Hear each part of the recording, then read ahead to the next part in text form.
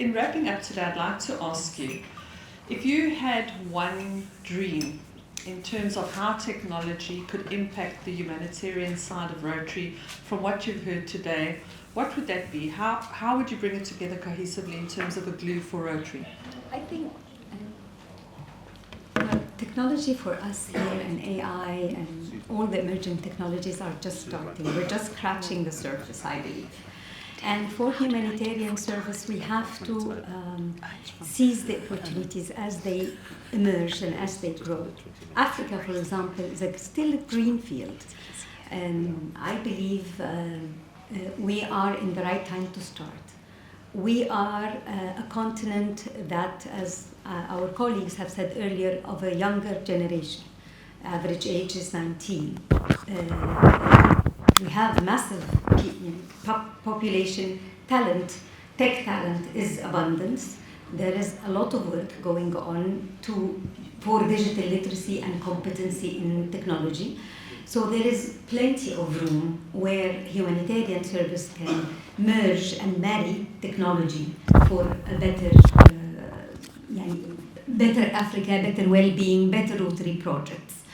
I've always thought that Africa is a great market because, for example, in AI investments today, we see that by 2030, the AI investments will reach 16.5 billion.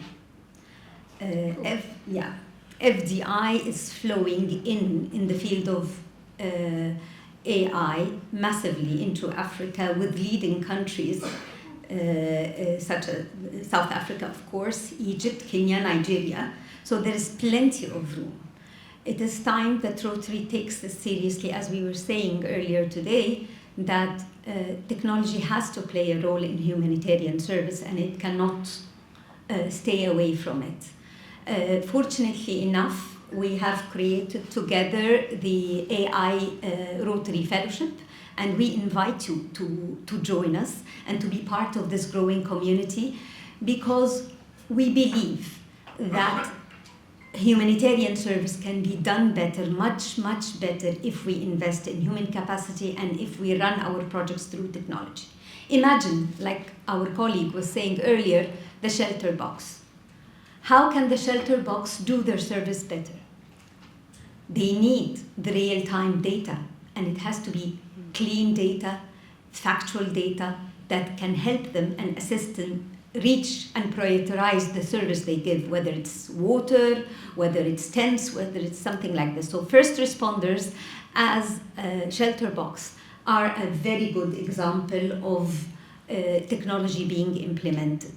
There are tons of ways that we can better, as the Consul, His Excellency was saying earlier, that technology has supported diplomacy in being faster and efficient, like the basic administrative consular services are now done much better with the support of AI. Similarly, in corporate and business, this is happening, and I am sure we can do the same in humanitarian service.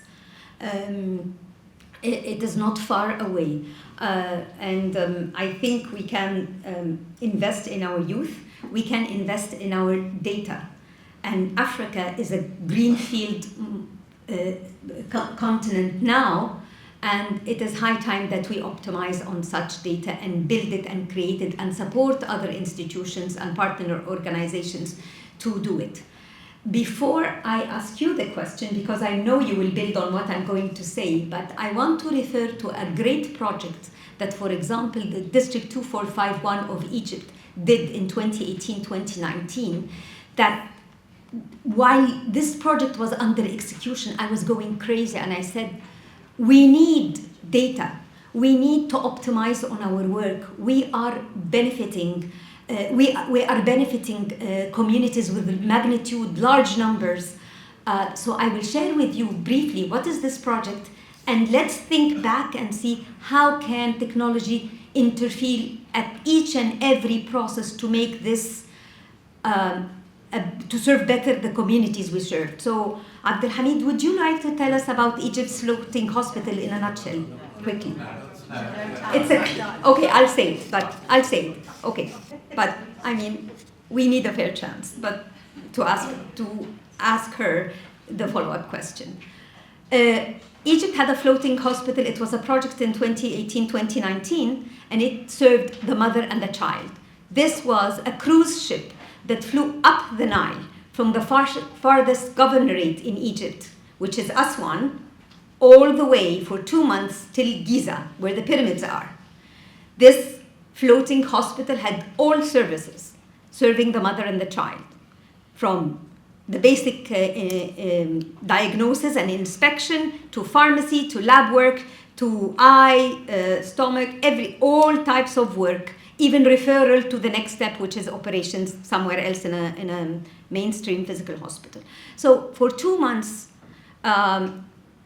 people from the villages, mothers and children, came from very remote, underserved areas and villages to and they trusted Rotary and the partner organizations where we worked with and gave us their data. They gave us the please help me, I'm sick, I'm tired, and so and so. So when they did this, they trusted us with their information and their data. And I think we had an opportunity to give back to them. The records were on paper, and there was no sustainability to the project because we have no way of reaching those people again and serving them better, prioritizing the services and continuing the service. They trusted Rotary, they trusted their local partner organizations that brought us all the way from the villages to the dock where the ship was resting, and nothing further happened. So my question to you, Shereen, and I want to introduce you well. So Shereen, of course, is a peace builder, a brand builder, and she builds brands with a purpose. So let me introduce her briefly. Shereen Hunter is a South African entrepreneur and brand strategist committed to advancing African excellence through innovation and social impact. She's the founder and managing director of African Brands Architects, a special agency focused on brand development across aviation, mining, sport, and non-profit sectors. Shereen is also the co-founder of Third Intellect, a company delivering ethical AI solutions to support African businesses in the digital age.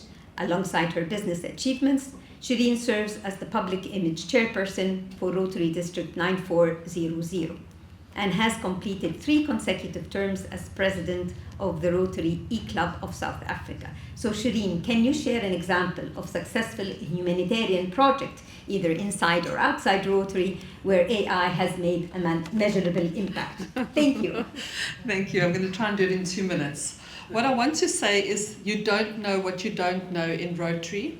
And right now it's not very clear how AI is being implemented in projects.